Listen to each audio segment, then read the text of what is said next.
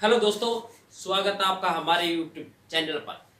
आज हम जिस टॉपिक पर वीडियो लेके आए हैं वह टॉपिक है जमीन, प्लाट, मकान यानी किसी भी प्रकार की प्रॉपर्टी के लिए नए नियम लागू हो गए हैं 2024 से दोस्तों, जो भारतीय नागरिक को पता होना बहुत ही जरूरी है। यदि आप प्रॉपर्टी में पैसा लगाना चाहते हो या लगाने की सोच रहे हो तो इन नियमों को जान लेना आपके लिए बहुत ही जरूरी है, क्योंकि जो प्रॉपर्टी बायर है या प्रॉपर्टी सेलर है, यह नियम उनके बहुत ही काम आएंगे जो इस नई गवर्नमेंट के द्वारा लागू किए गए हैं दोस्तों। इन नियमों को हम वन बाय वन आपके साथ शेयर करेंगे कि प्रॉपर्टी से संबंधित, मकान से संबंधित, प्लॉट से संबंधित वो ऐसे कैसे नियम हैं और कितने नियम है दोस्तों। जो दोस्तों पहला नियम आता है वह नियम है दोस्तों कि प्रॉपर्टी आईडी को आधार से लिंक करना दोस्तों जरूरी है। आधार कार्ड से लिंक जरूरी दोस्तों, आधार से लिंक। अब ऐसा नहीं होगा कि आपने प्रॉपर्टी ले ली और छोड़ दी, यानी उसको आधार से लिंक होना बहुत ही जरूरी है, जिससे हमारी क्या होगा दोस्तों, अर्थव्यवस्था भी बढ़ेगी, इकोनॉमी ग्रोथ बढ़ेगी दोस्तों इससे, क्योंकि पारदर्शिता आएगी। पारदर्शिता आएगी तो भ्रष्टाचार कम होगा, जिससे अर्थव्यवस्था दोस्तों ग्रोथ करेगी। नेक्स्ट पॉइंट आता है दोस्तों, ये हमारा पहला पॉइंट था। नेक्स्ट पॉइंट क्या आता है कि क्या सिर्फ शादी कर लेने से पत्नी को पति की प्रॉपर्टी में हिस्सा मिल जाता है। जो पत्नी होती है वह सोचती है कि क्या मैंने मेरे पति के शादी कर ली जिसके पास अरबों की करोड़ों की प्रॉपर्टी है, क्या शादी करने के बाद उसकी वाइफ का उसके पति की प्रॉपर्टी में हिस्सा होता है। यह दोस्तों, यदि पति के जीवित रहते पत्नी का कोई अधिकार नहीं होता पति की प्रॉपर्टी में जीवित रहते दोस्तों। यदि पति की मृत्यु हो भी जाती है तो भी सिर्फ पति की प्रॉपर्टी में ही पत्नी का हक होगा, ना कि उसकी सास ससुर की प्रॉपर्टी में।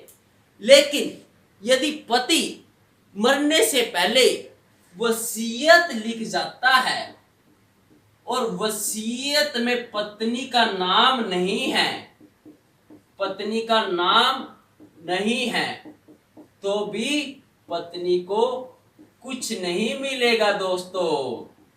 वसीयत यानी फिर पति की प्रॉपर्टी में भी हिस्सा नहीं मिलेगा यदि पति मरने से पहले वसीयत लिख देता है और उसमें पत्नी का कोई नाम ही नहीं है।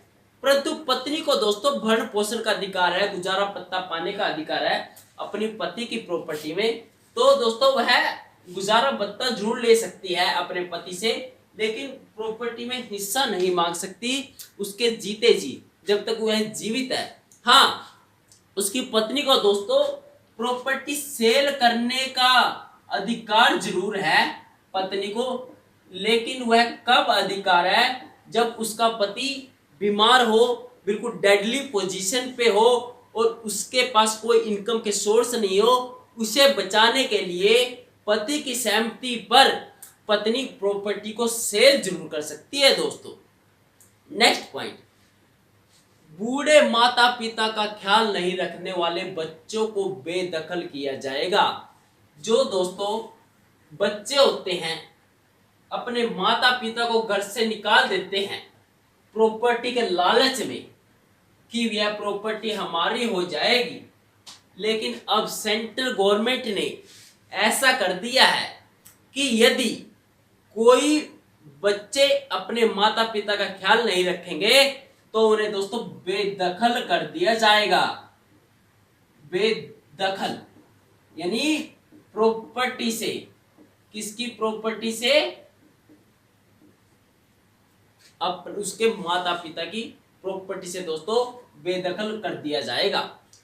हाँ, इससे यह बेनिफिट जरूर होगा कि जो लालच होता था जो लालच होता था बच्चों का अपने माता पिता की प्रॉपर्टी में, वह उनको निकाल देते थे शैतान बनकर, शैतान की भूमिका निभाते थे। अब जो कि शैतान, जो संतान होती थी दोस्तों, संतान क्या बन जाती थी, शैतान का रूप धारण कर लेती थी। लेकिन अब इस पे रोक लगेगी। अब जो संतान है वो संतान ही रहेगी, शैतान नहीं बनेगी।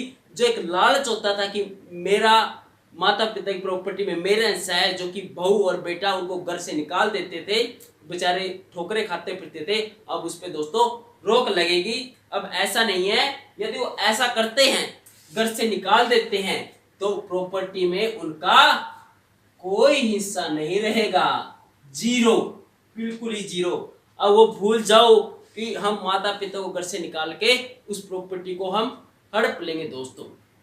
नेक्स्ट पॉइंट दोस्तों, यह डाउट रहता है कि जो माता पिता की संपत्ति होती है, जो माता पिता की संपत्ति होती है, उस पे किसका हक होता है, बेटा का या बेटी का?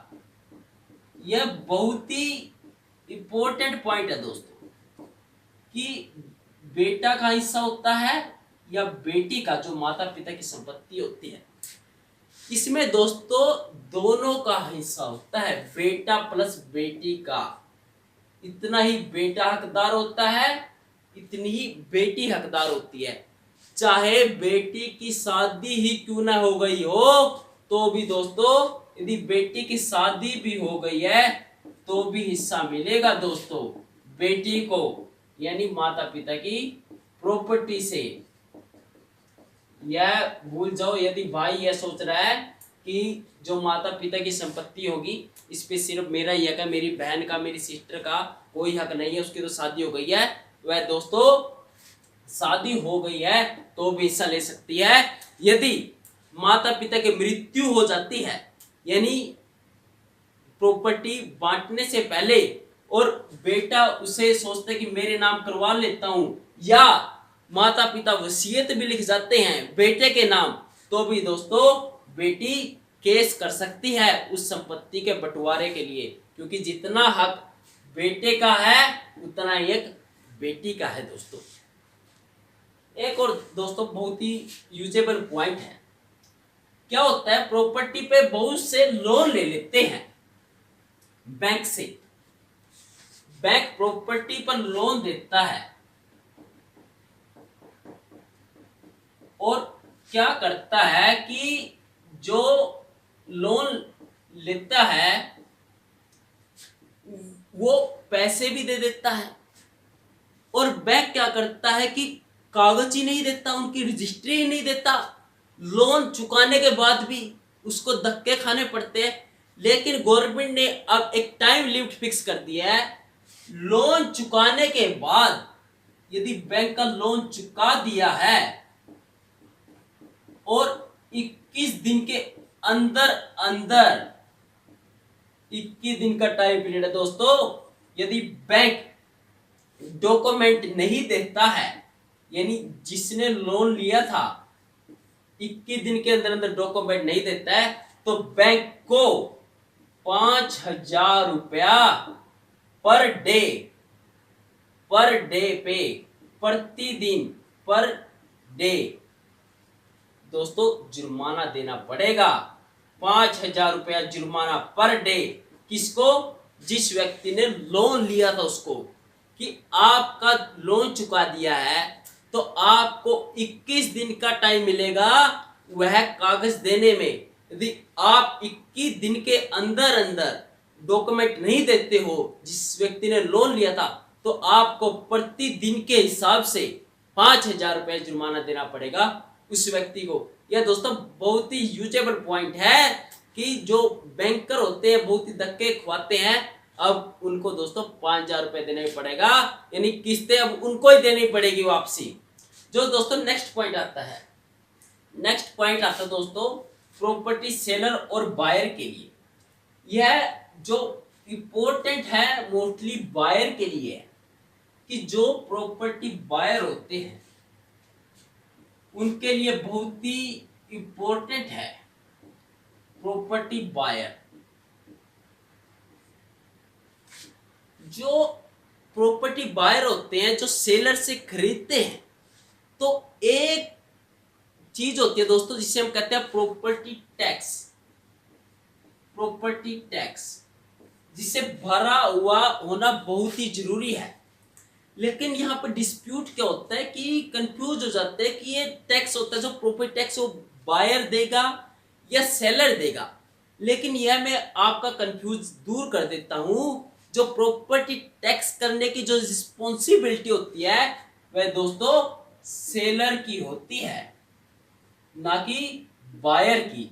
जो बेचने वाला होता है, जो बेचने वाला, जो प्रॉपर्टी बेचेगा वही प्रॉपर्टी टैक्स देगा दोस्तों, वही प्रॉपर्टी टैक्स पे करेगा, ना कि बायर।